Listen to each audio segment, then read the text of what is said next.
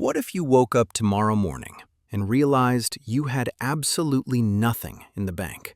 No stocks, no crypto, no safety net, just a regular job that barely covers the bills. Is it actually possible to build real wealth starting from zero in today's world? Or is that just a fairy tale they sell you in books?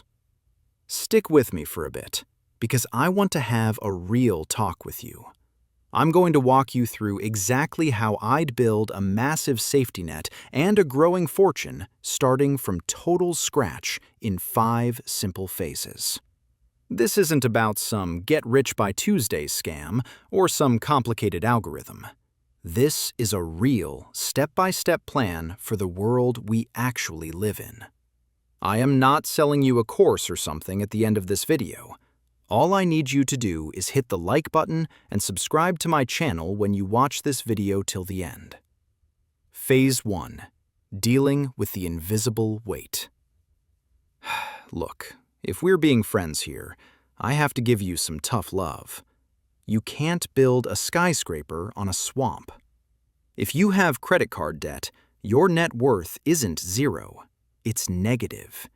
You're starting underwater. Think of high-interest debt like a literal anchor. I see people all the time asking if they should buy some trendy new AI stock while they're sitting on a credit card balance with 24% interest. That is like trying to fill a bucket that has a giant hole in the bottom. While you're hoping for a 10% gain in the market, your debt is growing by 24%. The math just doesn't work. Let's use a real-life example. Imagine you bought a new couch or a TV on a credit card for $2,000. If you only pay the minimum, by the time you pay it off, you've actually paid $4,000 because of the interest. You basically bought 2 TVs and gave one to the bank for free. Mathematically, paying off a 24% debt is exactly the same as getting a guaranteed 24% return on your money. You will almost never find a guaranteed return like that in the stock market. So, our first move is the debt avalanche. List every debt from the highest interest rate to the lowest. Don't worry about the total balance yet. Just look at the percentage. Throw every extra dollar at that top one while just paying the minimums on the others. Sell the stuff in your closet you haven't touched in a year. Skip the expensive dinners for a few months. Cancel the shitty subscriptions, and treat this like a total emergency. Once that high-interest debt is gone, you've finally reached the starting line. If you are still watching this video, that means you are the serious one, and you are thinking of starting your first investment and don't know how. Well, I'm trying to give you as much information as I can in this video and let you start your first investment without any risk or confusion. Before I go to Phase 2, please hit that like and subscribe button, because this is the only way to support my content. Phase 2. Building your fortress. Now the debt is gone, you're probably feeling pumped. You want to jump straight into the stock market and start investing. But I'm telling you, don't do it yet. This is where most people trip up. They put their last $1,000 into a stock, and then life happens. We've all been there. The car's transmission dies, the fridge gives out, or you have a surprise trip to the dentist. If all your money is tied up in stocks and the market happens to be down that week, you're forced to sell at a loss to pay for your car. You just let the universe punch a hole in your wealth-building plan. You need what I call a sleep well at night fund. This is just 3 to 6 months of your basic living costs, rent, groceries, electricity, sitting in a boring, high-yield savings account. It's not an investment. It's insurance. Think about how your life changes when you have $10,000 or $15,000 just sitting there. You walk differently. You don't panic when you hear rumors of layoffs at work. You don't feel desperate which actually makes you a better negotiator and a calmer person. This cash is your shield. It stays there for survival only.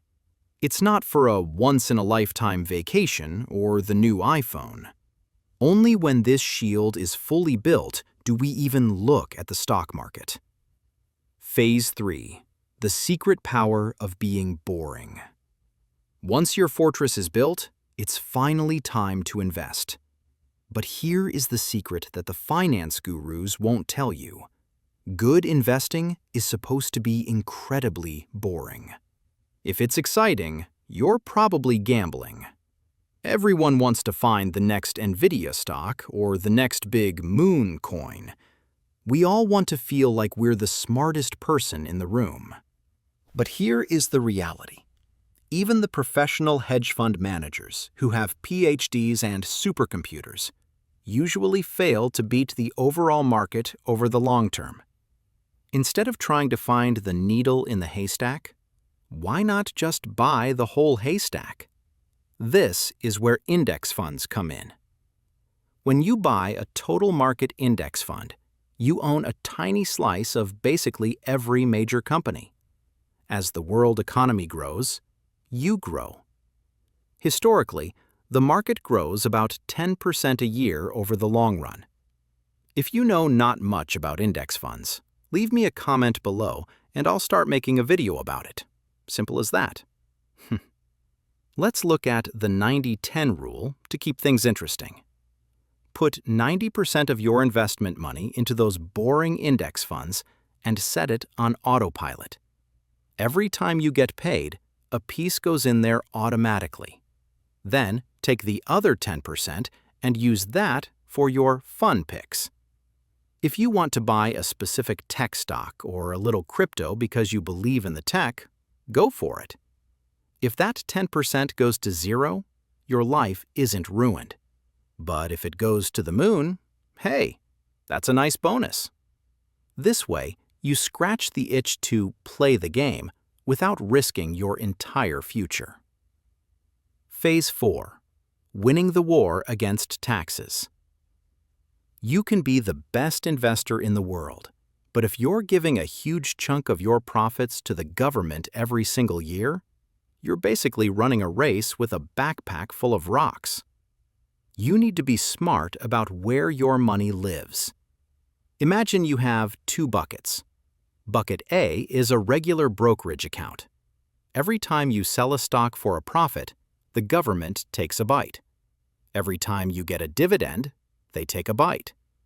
Over 30 years, those bites add up to a massive amount of money you'll never see again. Bucket B is a tax-advantaged account, like a Roth IRA or a 401k in the United States. I'm sure other countries have different sorts of accounts like this.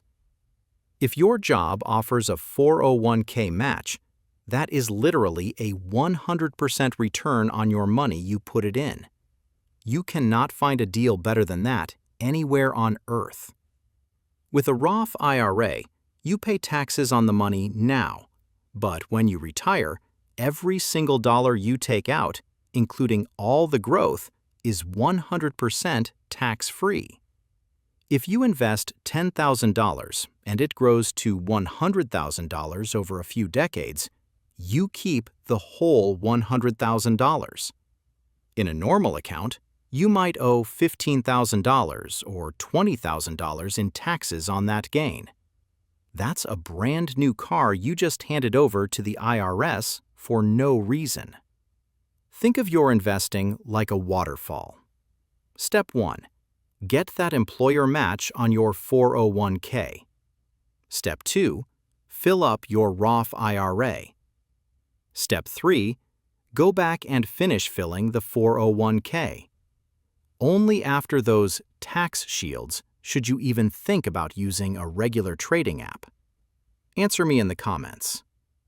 By the way, if you don't live in the United States, let me know in the comments what forms or retirement accounts do you have in your country which works the same. Phase 5. Expanding the shovel. Finally, we have to talk about the part no one likes. your income. You can only cut your spending so much. You can't budget your way to $1 million if you're making $50,000 a year in 2026. At some point, you have to play offense. There's this myth that if you just stop buying lattes, you'll be a millionaire. Sure, don't waste money, but the real needle mover is your income shovel. The bigger your shovel, the faster you can fill your wealth buckets. Instead of spending all your mental energy trying to save $5 at the grocery store, spend that energy figuring out how to earn an extra $5,000 a year. Think about your current job. Is there a skill you're missing? Maybe it's a specific certification, learning how to manage projects, or even just getting better at sales. If you spend 1 hour a day, literally the time most people spend scrolling through TikTok or watching Netflix, learning a high-value skill, you become undeniable at work. In 6 months, you can ask for a raise or jump to a better-paying company. Investing in yourself is the only investment that has a 100% return potential. Putting it all together. So if I woke up tomorrow with $0, this is exactly what I'd do. I'd stop the bleeding by killing high-interest debt. I'd build a cash fortress so life can't knock me down. I'd put my money in boring, tax-free accounts and let the stock market do the heavy lifting over time. And most importantly, I'd never stop looking for ways to increase my value to the world so I can earn more. It's not a magic trick, and it's definitely not a get-rich-quick scheme. It's a get-wealthy-for-sure scheme. It takes discipline, and it takes time, but the math doesn't lie. I'm curious, which part of this feels the hardest for you right now? Is it the debt, or is it trying to find that extra hour a day to learn a new skill? Let me know in the comments. I actually read them because I want to know what's standing in your way.